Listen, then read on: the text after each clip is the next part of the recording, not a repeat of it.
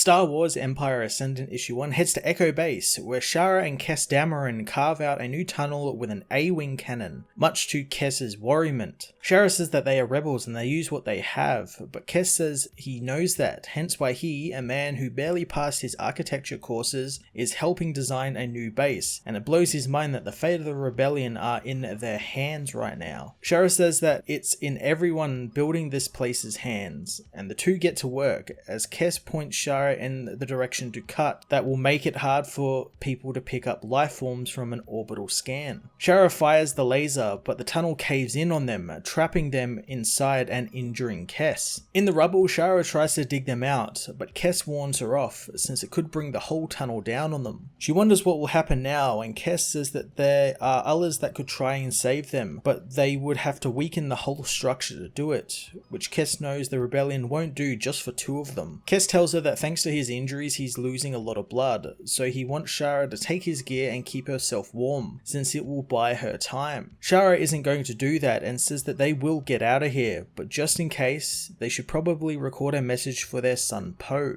Activating a hologram of the baby Poe, the couple tell him how much they love him and tell him that they chose to fight and hope he knows what they mean and wanted him to not have to fight and be whoever he wants to be in the universe. Kes stops the recording since he knows he can't lie to his son and knows the rebellion won't win the war, but Shara says that they destroyed the Death Star and they will win. But her husband knows that was so long ago and now they can't even build a base without freezing to death, and what makes her think the rebellion has a chance? Suddenly the wall is carved in by a lightsaber wielding Luke Skywalker and Chewbacca. The couple are taken to the medical center where Han reassures them that they are safe and that they will get the tunnel carved in no time. Kes however says that they cut through the command center to get to them, meaning that they will need to relocate it, and that means a lot more work. He's surprised they did all that for them, and Leia says of course they did, since they are rebels just like them. The couple are taken up to the medical frigate in orbit, where while Shara takes care of Kes, he tells her that they are going to win.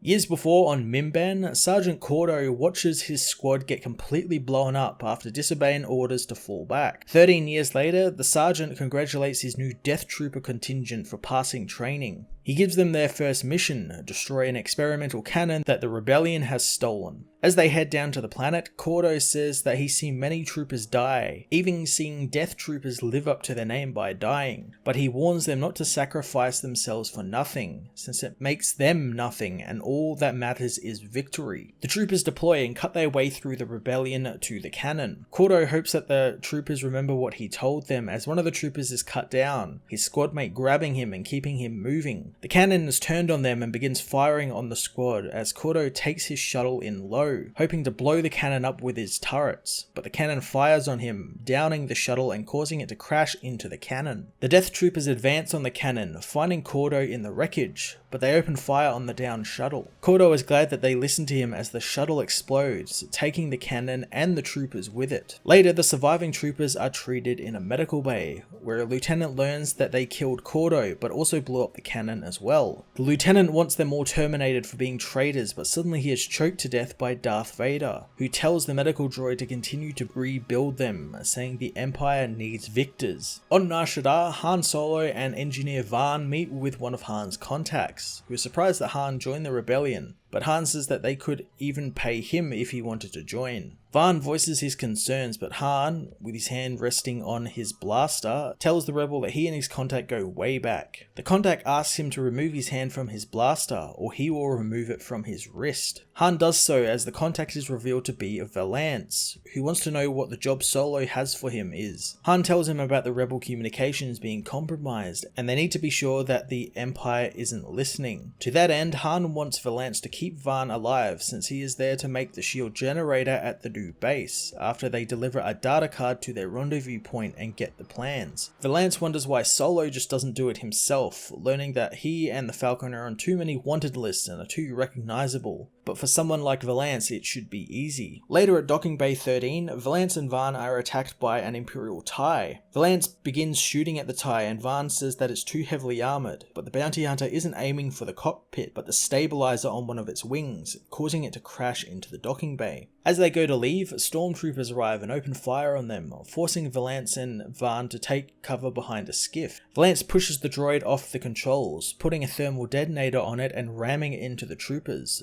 blowing them up. Not wasting a moment, Valance attacks the surviving troopers, killing one of them and blasting the commander with his hand cannon. With the troopers dead, Valance tells Vaan that they need to leave, heading for the broken wing, and as he fires up the ship, Vaan puts in the rendezvous coordinates. Valance asks why the kid joined the rebellion, learning he's from a small mining planet the Empire took over, but he doesn't expect Valance to understand. However, the hunter says the kid would be surprised. The ship races off to the rendezvous point and are immediately met by a star destroyer, which sends TIEs out after them. Vaan wants to surrender, but Valance says that Solo gave him some extra sets of coordinates to jump to. Swooping in under the destroyer and evading the TIEs, Valance jumps to hyperspace, arriving at the rebel rendezvous. Vaan learns that Valance knew Imperials would be waiting, which is why he had the extra coordinates. He grabs the kid, saying that the TIE in the docking bay deliberately missed him because the pilot knew that he was the traitor. The kid breaks, saying that he didn't mean to give them the plans, but the Empire held his family for ransom, and this is the only way to save them. Valance knows that they would have just tortured him more after this, and he would have told them about Valance, which is something he does not want. The boy pleads for his life, and Valance says that his secret is safe with him. Later on Home 1, Valance gives the Rebel Command the package in person, telling them that the engineer he was transporting didn't make it, but he promised Solo that he would give them the information and he expects only half of what he is owed. He tells them he wants the other half of his payment sent to Sorgal 12 to pay off the ransom for the engineer's family. The commander tells him that he will be paid and maybe he should leave the morality to those better qualified. Valance waves them off, leaving and letting the rebels get back to building their shield generators. On Osri 2, a group of rebels are captured by the Empire, where the commander is told that there isn't anyone of senior rank in the group, so they have no useful information. One of the rebel soldiers says a coded phrase, which the commander responds to as the troopers are all gunned down by Captain Tolman and her strike team, as they arrive to extract the deep cover operative. Tolman and her team escape the planet and into hyperspace, arriving back at Hoth, where she delivers the commander. She goes to check on the planetary shield, learning it's not ready, as well as the evac drills needing some fine tuning. Soon she is given a message that came for her, and upon opening it, she learns it's from Aphra. Elsewhere in the base, Valada and Girdle corral some tauntauns for the rebellion. Tolman arrives, finding her work to be sloppy as she fires a blaster to get the girl's attention. Valada is happy to see Tolvan is back at the base, but soon learns of the message. Tolvan then fetches Aphra's father, who has been taking his mind off his daughter's apparent death by doing some research for the rebellion. He goes with Tolvan, telling her that the rebellion are basing their ethics off the old Jedi ways, and there's even talk of a Force-sensitive pilot amongst their ranks. Tolvan doesn't care, meeting with Valada and looking at the message Aphra sent them. The message says that Aphra is glad her father, Tolvan, and Valada are together and that they don't need to be sad for her, since this was the only way it was gonna end for them. The three of them tearfully leave the base, sitting out in the tundras under the Hoth night sky. Tolvan wonders if Aphra made a difference or did any good, but her father says